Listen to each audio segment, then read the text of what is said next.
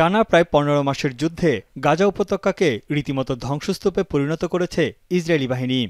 সোমবার একদিনেই তাদের হামলায় প্রাণ গেছে অর্ধশতাধিক ফিলিস্তিনির। এ নিয়ে ফিলিস্তিনে নিহতের সংখ্যা ছাড়িয়েছে ৪৫,৩০০। ১৭টি ট্যাঙ্ক, বুলডোজার ও সামরিক যান নিয়ে নুসেইরাত শরণার্থী শিবিরে নিরীহ ফিলিস্তিনিদের উপর বর্বর হামলা চালায় ইসরায়েলি সেনারা। শুধু তাই নয়, তাদের হামলায় প্রাণ গেছে গাজার নিয়ন্ত্রণকারী সশস্ত্র গোষ্ঠী হামাসের বহু শীর্ষ নেতার। এরই মধ্যে সাবেক হামাস প্রধান ইসমাইল হানিয়াকে হত্যার প্রায় ৫ মাস পর প্রথমবারের মতো এর দায় স্বীকার করল তেল আবিব। ইসরায়েলি প্রতিরক্ষামন্ত্রী এক বিবৃতিতে জানান, হামাস ও হিজবুল্লাহকে পরাজিত করেছে ইসরায়েল। হানিয়ার মতো বাকি নেতাদেরও একই অবস্থা হবে। এ সময় হুতিদের বিরুদ্ধে কঠোর পদক্ষেপ নেয়ার হুঁশিয়ারি দেন তিনি।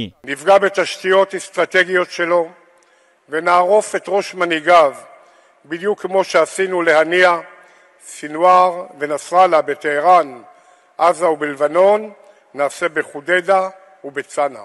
এদিকে হুতি গোষ্ঠীর দাবি, ইসরায়েলের সামরিক স্থাপনা লক্ষ্য করে দুটি সফল ড্রোন হামলা চালিয়েছে তারা, যা দেশটির দক্ষিণাঞ্চলীয় শহর আশকেলন এবং রাজধানী তেল আবিবে আঘাত করে।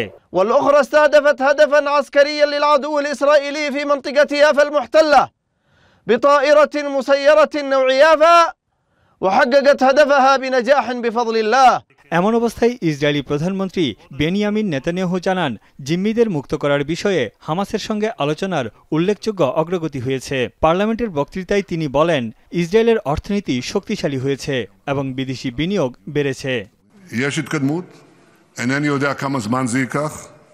אנחנו נוסיף לפעול בכל דרך, בלי הפוגה, עד שנשיב את כולם הביתה מארץ אויב.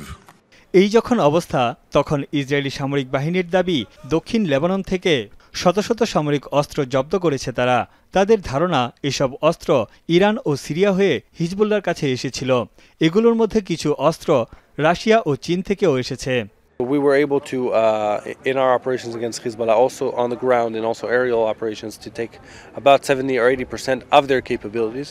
And what you're seeing here is a very small part of it, of the rockets and missiles and guns they had on our border. We're talking about a kilometer or two from Israeli communities.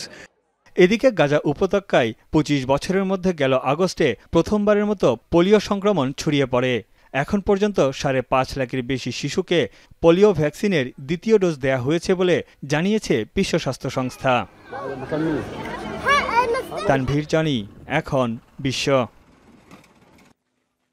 মাঠের allrounder আমি, আর ঘরের allrounder Tylox. Tylox toilet cleaner, clean মানেই টাইলক্স।